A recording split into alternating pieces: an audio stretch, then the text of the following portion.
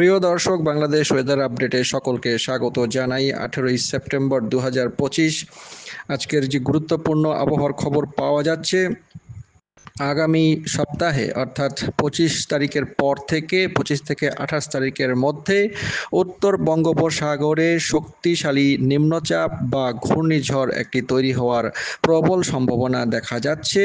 Global forecast system weather prediction যে মানচিত্র রয়েছে এবং ইসিএমডাব্লিউএফ যে ইউরোপিয়ান ওয়েদার মডেল ম্যাপ রয়েছে, সেখান থেকেও একই রকম পরিস্থিতি দেখা যাচ্ছে।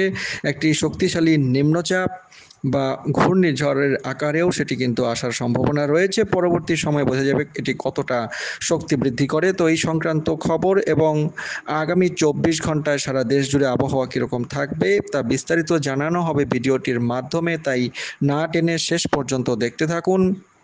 এবং ভালো লাগলে অবশ্যই চ্যানেলটিকে সাবস্ক্রাইব করে রেখে দিন যদি আপনি নতুন হন, এবং আপনি কোথা থেকে দেখছেন তা অবশ্যই আমাদের কমেন্ট করে জানান এবং ভিডিওটি লাইক করে শেয়ার করে সকলকে আগাম সতর্ক করে দিন। তো দর্শক, এই মুহূর্তের যে বিশেষ খবর পাওয়া যাচ্ছে, লঘুচাপ একটি আসার সম্ভাবনা রয়েছে। লঘুচাপ বা নিম্নচাপ শক্তিশালী হওয়ার সম্ভাবনা থাকছে এটি। তো কোন সময়ে আসবে, ইউরোপিয়ান ওয়েদার মডেল মানচিত্র থেকে দেখা যাচ্ছে 26 তারিখের পর থেকেই কিন্তু উত্তর বঙ্গোপসাগরে একটি শক্তিশালী লঘুচাপ ঘনীভূত হতে যাচ্ছে এবং এই লঘুচাপটি পরবর্তী সময়ের 26 থেকে 27 তারিখের মধ্যেই এটি শক্তিশালী হয়ে যাবে এবং 28 তারিখের মধ্যে এটি কিন্তু বাংলাদেশের উপকূলবর্তী এলাকার যে বরিশাল এবং চট্টগ্রাম বিভাগে প্রথমে আঘাত করবে। এর প্রভাব মারাত্মকভাবে থাকতে পারে। হাতিয়া সন্দ্বীপে প্রবল জলোচ্ছ্বাস সহ তীব্র বায়ু প্রবাহ থাকতে পারে। 70 থেকে 80 কিলোমিটার প্রতি ঘন্টা বেগে সর্বোচ্চ বায়ু প্রবাহ হওয়ার সম্ভাবনা রয়েছে এই নিম্নচাপটির কারণে। এবং পরবর্তী সময়ে 28 তারিখেই এটি কিন্তু সারা দেশ জুড়ে ব্যাপক প্রভাব বিস্তার করবে। সমগ্র চট্টগ্রাম বিভাগের ওপর দিয়ে ঝোড়ো হাওয়া 60 কিলোমিটার প্রতি ঘন্টা বা তার বেশি গতিবেগ নিয়ে বরিশাল, খুলনা, রাজশাহী, ঢাকা, ময়মনসিংহ, সিলেট প্রায় সমস্ত বিভাগেই এই নিম্নচাপটির কারণে কিন্তু দমকা হাওয়া বয়ে যাওয়ার সম্ভাবনা থাকবে।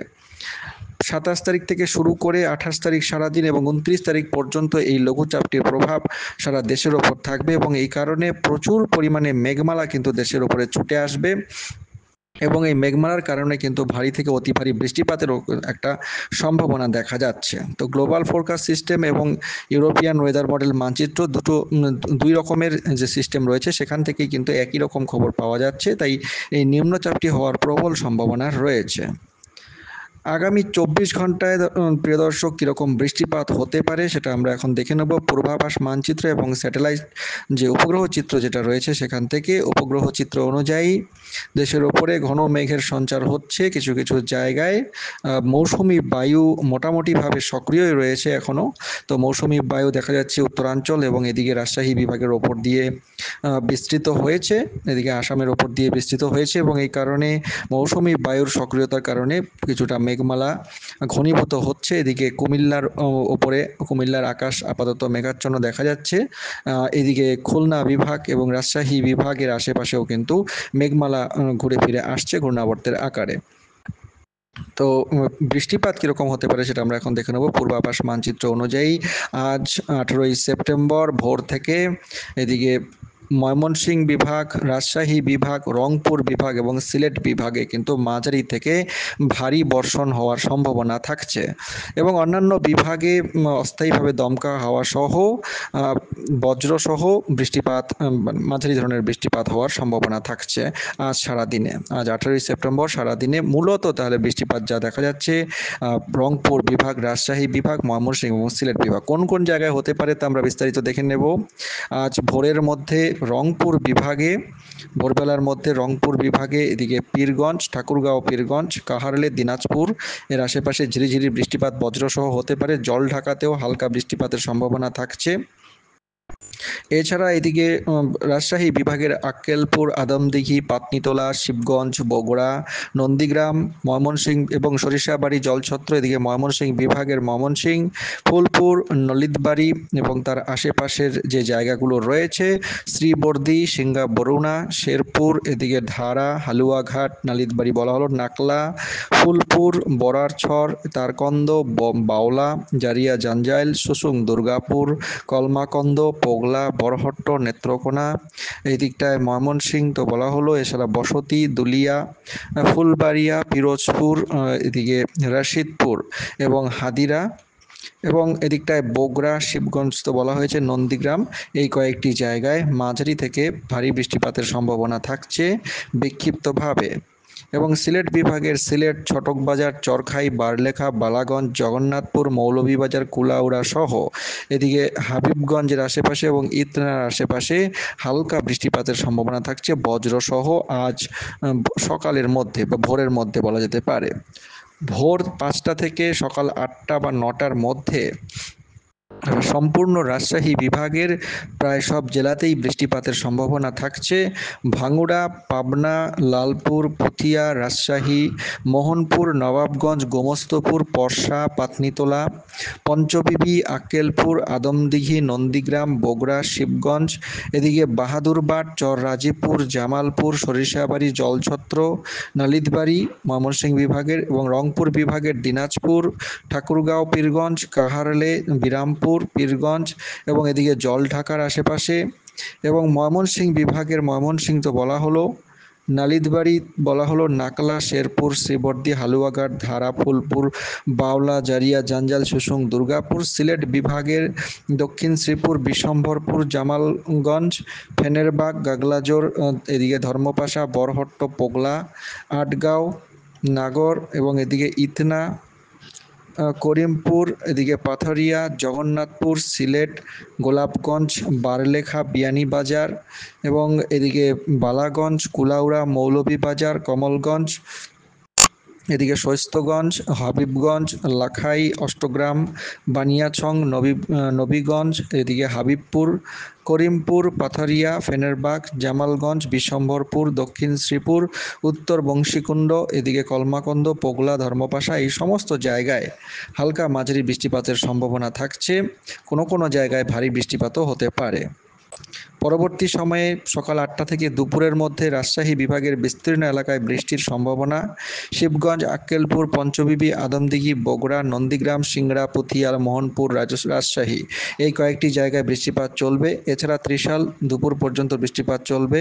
ত্রিশাল সহ এদিকে বাহাদুরবাদ, চররাজীপুর, রংপুর বিভাগের রংপুর, সৈয়দপুর এবং সিলেট বিভাগের জগন্নাথপুর, ছটকবাজার, সিলেট, চরখাই, বারলেখা, বালাগঞ্জ, মৌলভীবাজার, বিশম্ভরপুর, এই কয়েকটি জায়গাতে আজ দিনের বেলাতেও অর্থাৎ সকাল থেকে দুপুরের মধ্যে কিন্তু বৃষ্টিপাত চলতে থাকবে। রংপুর বিভাগেও প্রায় এদিকে ঠাকুরগাঁও, পঞ্চগড়, জলঢাকা এবং এদিকে ঠাকুরগাঁও, পীরগঞ্জের আশেপাশে বজ্রসহ ঝিরিঝিরি বৃষ্টিপাত দিনের বেলাতেও থাকার সম্ভাবনা রয়েছে। পরবর্তী সময়ে যা দেখা যাচ্ছে, দুপুর থেকে বিকেলের মধ্যে বা সন্ধ্যার মধ্যে উপকূলবর্তী বিভাগের মধ্যে এদিকে চট্টগ্রাম বিভাগ, বরিশাল, খুলনা বিভাগে বজ্রপাত সহ ঝিরিঝিরি বৃষ্টিপাত হতে পারে।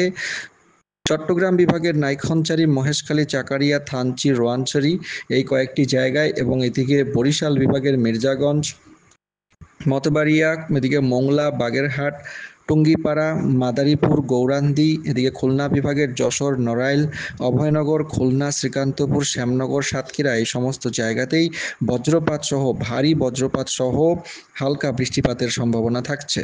সন্ধ্যা থেকে দিকে রাতের মধ্যে রাজশাহী, খুলনা বিভাগের মেহেরপুর এবং তার আশেপাশে শৈলকুপা, আলমডাঙ্গা, ভেড়ামারা, পাবনা, এই কয়েকটি জায়গায় বজ্রপাত সহ ঝিরিঝিরি বৃষ্টিপাতের সম্ভাবনা দেখা যাচ্ছে।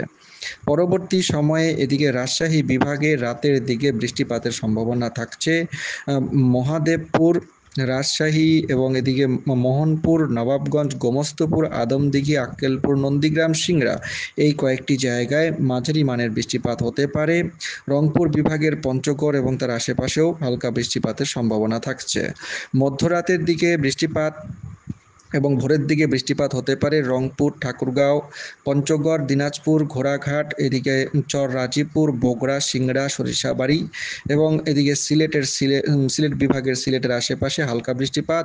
চট্টগ্রাম বিভাগের এদিকে খাগড়াছড়ির আশেপাশে, দীঘিনালার আশেপাশে, লাংডুর আশেপাশে হালকা বৃষ্টিপাত বজ্রসহ হতে পারে আজ মধ্যরাতের দিকে। পরবর্তী সময়ে আগামীকাল 19শে সেপ্টেম্বর ভোরের মধ্যে ময়মনসিংহ বিভাগে মাঝারি থেকে ভারী বৃষ্টিপাত বিস্তীর্ণ এলাকায় প্রায় প্রায় সমস্ত জেলাতেই হতে পারে। কেন্দুয়া, নেত্রকোনা, এদিকটায় ফেনেরবাগ, বরহট্ট, ধর্মপাশা, এদিকে শ্যামগঞ্জ, তারকন্দ, ফুলপুর, নাখলা, শেরপুর, জামালপুর, মেস্তা, সরিষাবাড়ি, হাদিরা, এদিকে পিরোজপুর, দেউলাবাড়ি, নলিন এবং এদিকে ভবানীপুর সহ এদিকে নিগাতি, মাওনা, এই সমস্ত জায়গায় এবং সিলেট বিভাগের সিলেট সহ মৌলভীবাজার সহ তার আশেপাশে বানিয়াচং, জগন্নাথপুর, ফেনেরবাগ এবং তার আশেপাশের এলাকাগুলিতে আগামীকাল 19 সেপ্টেম্বর ভোরের বেলায় মাঝারি থেকে ভারী বৃষ্টিপাতের সম্ভাবনা থাকছে।